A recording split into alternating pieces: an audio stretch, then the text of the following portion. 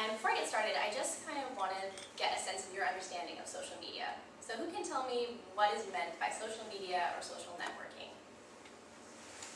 Yeah? Facebook. Yes, exactly. Facebook is a great example of a social networking tool. So social networking is any kind of communicative internet usage, and it doesn't necessarily have to be a specific social networking site to count as social media. So anything that has some kind of communicative or collaborative element can count as social networking. Now, how many of you have a profile on a social networking site? Okay. How many of you have a Facebook account? Okay, so most of us, if not all of us, and that doesn't really surprise me because in Canada, almost 65% of the online population is on Facebook.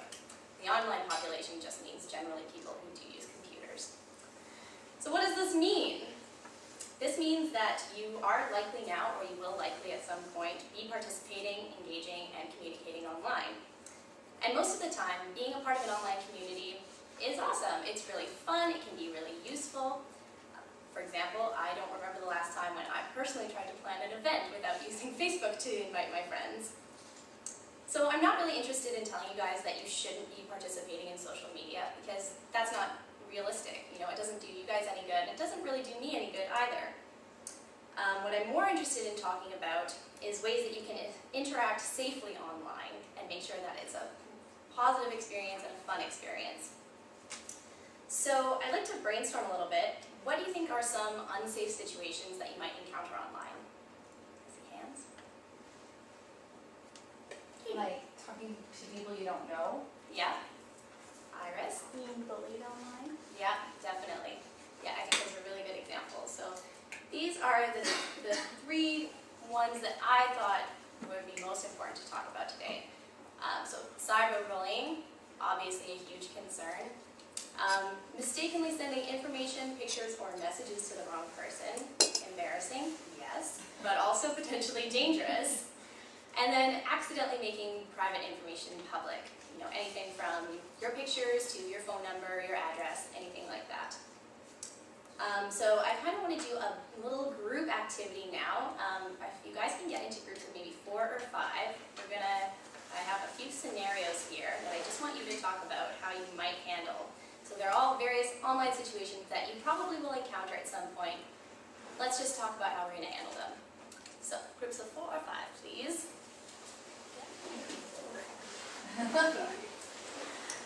Okay, here's your scenario. Okay. You have a new friend request on Facebook You guys or all your together? favorite social Awesome. networking site. You don't recognize the person, but they're really cute. So we're going to talk about this for maybe 2 online who met online. Now they're asking Pictures, pictures of yourself.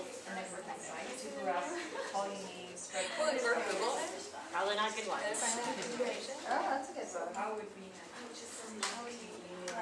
But they might not have told her 13. I think that's the point. It could be a 40-year-old pot-belly man sitting in a... I don't want to do it. See, I think you can. that's true too. The brain, I would first... Alright, let's talk for 30 more seconds.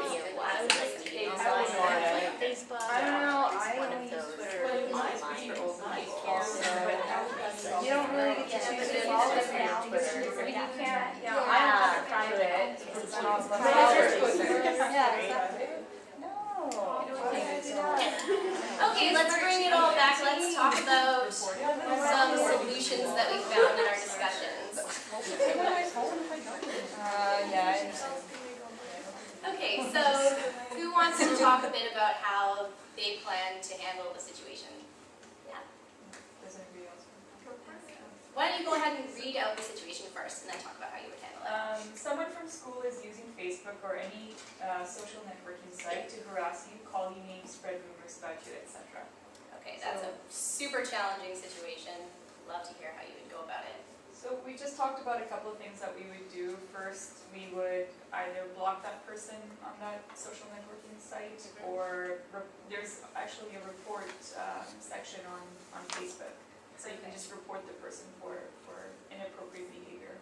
That's awesome. I'm really glad that you're aware of that function. Cool. Who's next? Iris. So our question was that we've been chatting with a new friend online, that we met online, and now there's asking us to send pictures of ourselves. So we're very concerned with what kind of pictures we're going to send. We thought maybe we would talk to our parents about it, Okay. or our friends, Yeah. to see what their advice would be Great, yeah. That's a before really we good send idea. anything. It'd probably depend a little bit about how about we met online. Like, is it through Facebook or through some other? Like a chat room. Yeah. Yeah. Cool. All right, let's hear from one more group.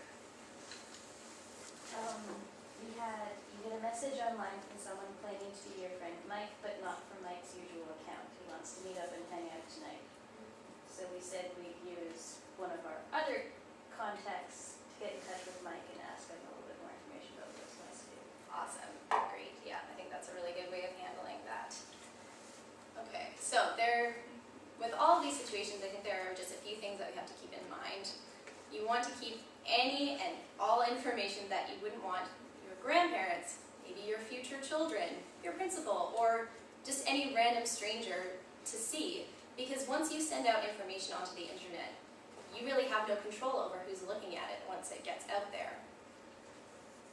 If someone is using social network to bully you, don't respond to them. This will only feed their sense of importance, and I think it's a great idea to just block them right out and say, you know what, I'm not going to engage with this, because if you're not engaging, they're not going to have anything to go off of. But if you ever feel that your personal safety or the safety of someone around you is at risk, that's when it's really time to talk to an adult. And it can be absolutely anybody, just as long as you're communicating it to somebody who's in maybe more of a position to deal with it. That's the important part. Anyone can pretend to be anyone on the internet. You might think that you're talking to her when really you're talking to them, and you just have no way of knowing that. So that's a little bit distracting. I'm really not trying to scare you guys. The key to all of this is just being aware and being conscious of the decisions that you make online. It comes down to common sense, yes, to a certain extent, but you also have to have the knowledge to be empowered online.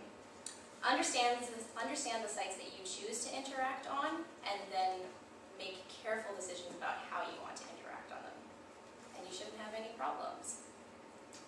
Okay, that's my presentation. I wish you guys good luck in your future social media endeavors.